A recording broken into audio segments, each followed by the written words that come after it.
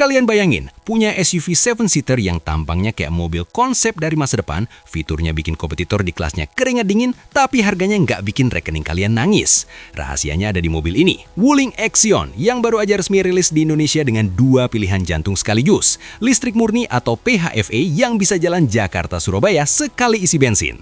Hari ini kita bakal bongkar kenapa mobil ini bisa jadi ancaman serius buat pemain lama yang selama ini kita anggap murah tapi fiturnya pelit.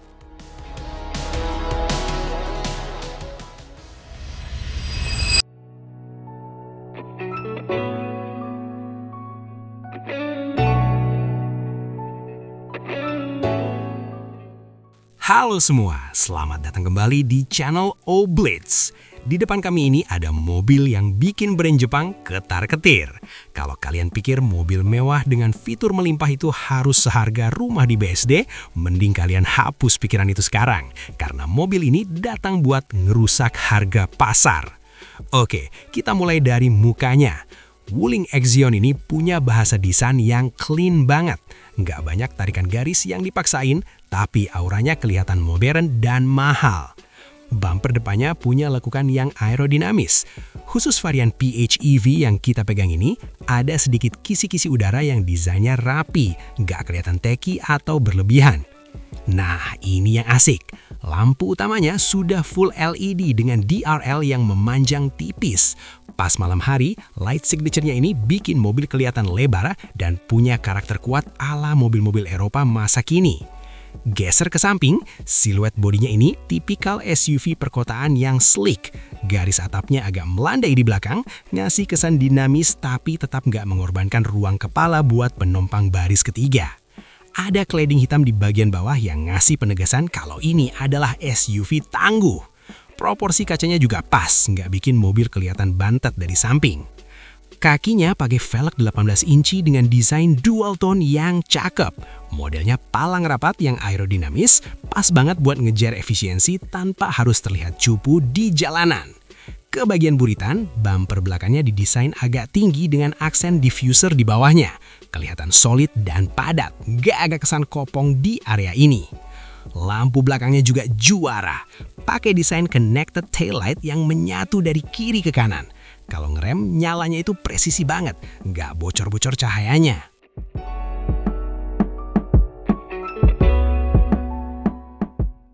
Sekarang kita masuk ke kabin.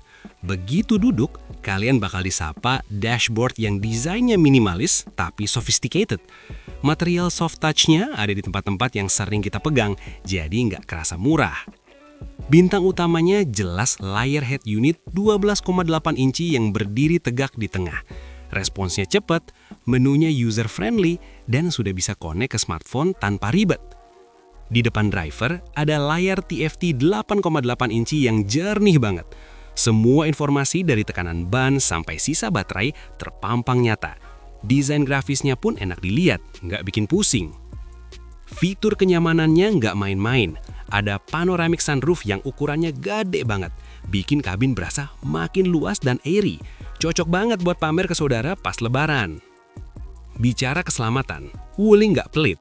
Sistem pengereman sudah ABS, EBD, dan ada brake assist. Belum lagi fitur stabilitas yang bikin kita pede pas lagi manuver di jalanan basah.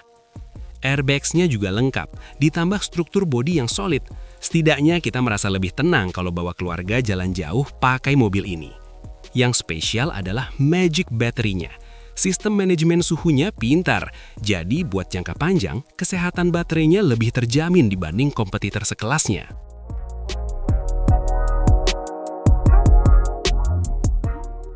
Buat yang varian PHEV, transisi antara mesin bensin dan motor listriknya halus banget. Kalian nggak bakal ngerasa jet lag pas mesin bensinnya tiba-tiba nyala buat ngebantu akselerasi. Soal irit, nggak usah ditanya. Dengan bantuan sistem hybrid yang efisien, kalian bisa jarang-jarang mampir ke SPBU. Angka konsumsi BBM-nya bisa bikin dompet kalian bernafas lega. Harganya ini yang paling gila. Di angka 300-an sampai 400-an jutaan kecil, Anda dapat SUV 7-seater yang teknologinya sebanding dengan mobil harga 600-an jutaan dari brand lain. Value for money-nya benar-benar rusak. Wuling kayak lagi mau bilang ke semua orang, ngapain bayar mahal kalau yang canggih bisa dapat harga segini? Begitu duduk di kursi drivernya, hal pertama yang kerasa adalah driving positionnya yang kerasa SUV banget. Pandangan ke depan luas, tapi dashboardnya nggak kerasa kegedean. Pas tombol start dipencet, ya khas mobil elektrifikasi, nggak ada suara apa-apa, kecuali bunyi modul AC yang mulai niup pelan. Kita coba jalan, dan impresi pertama soal setirnya, enteng banget. Buat selap-selip di macetnya Jakarta, ini ngebantu banget biar tangan nggak cepat pegal kayak abis angkat beban di gym. Nah, pas kita masuk ke jalan raya, kami mulai ingat sesuatu. Wuling kayaknya beneran niat ngerjain sektor NVH atau Noise Vibration Harshness di Axion ini. Suara ban yang biasanya jadi musuh utama mobil di range harga segini, di sini teredam dengan sangat sopan. Ternyata mereka pakai kaca depan yang double layered acoustic glass. Efeknya luar biasa. Suara knalpot motor yang lagi narik di sebelah kita cuma kedengeran kayak sayup-sayup tetangga lagi bisik-bisik. Masuk ke mode berkendara, kita coba sport. Wah, ini dia. Torsinya tuh instan, nggak pakai acara mikir atau transmisi yang gagap. Padahal ini mobil bongsor isi 7 orang, tapi pas dibejek badannya kayak nggak ada beban. Motor listriknya langsung narik tanpa basa-basi. Serunya lagi, transisi antara mesin bensin ke motor listrik di varian PHEV-nya halus banget. Hampir nggak kerasa kalau mesin bakarnya lagi bantu kasih tenaga tambahan. Gimana soal suspensinya? Jujur ini racikannya agak surprising. Biasanya SUV Cina itu kalau nggak terlalu empuk sampai mual, ya keras banget. Tapi Axion ini ada di tengah-tengah. Pas ketemu jalanan bergelombang, dia nggak mantul-mantul nggak jelas. Ayunannya settle, pas. Ngelewatin speed trap atau polisi tidur yang agak tinggi juga nggak bikin tulang punggung kita minta ampun ke tukang urut. Stabil banget buat ukuran SUV tinggi. Terus kita bahas soal kekedapannya lagi pas di kecepatan tinggi, katakanlah 100 km per jam di jalan tol. Angin di area spion biasanya kan sering seal tuh, tapi di sini minimalis banget. Peredaman di area fender dan kolong mobil juga patut diacungi jempol. Kalau kalian tipe orang yang suka dengerin musik sambil nyetir, sistem audionya bakal kerasa lebih mahal karena nggak perlu perang lawan suara bising dari luar. Satu hal yang kami suka, meskipun setirnya enteng, tapi feedbacknya nggak enam atau kerasa kayak main simulator. Kita masih dapat rasa bannya lagi ngadap kemana. Pas coba manuver agak ekstrim sedikit, pindah jalur mendadak, gejala body roll-nya ada, wajar buat SUV setinggi ini, tapi masih sangat terkontrol. Nggak bikin seisi kabin panik teriak-teriak kayak lagi naik roller coaster. Terus gimana rasanya ngerem? Kan biasanya mobil hybrid atau EV itu remnya suka kerasa kayu atau nggak natural gara-gara ada regenerative braking. Di Axion ini Wuling berhasil bikin feeling remnya linear. Jadi kalau kalian ngerem tipis-tipis pas macet, mobilnya nggak bakal berhenti endut-endutan yang bikin penumpang belakang mabuk perjalanan. Halus, kayak lagi nyetir mobil bensin biasa tapi jauh lebih pintar. Poin unik lainnya ada di interface layar dashboardnya pas kita lagi jalan.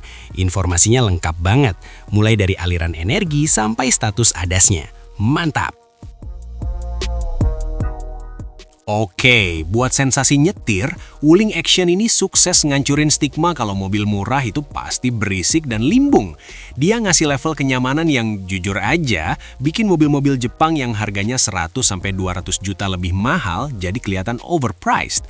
Kedapnya dapat, tenaganya instan, dan yang paling penting, mobil ini nggak kerasa kosong pas dibawa lari kenceng. Berasa padat dan mantap di aspal. So, apakah Wuling Axion ini adalah mimpi buruk buat para pemain lama dan kado manis buat konsumen Indonesia? Kalau kalian masih ragu, mending buruan test drive sebelum antreannya makin panjang atau kalian bakal nyesel seumur hidup karena ngelewatin mobil segila ini.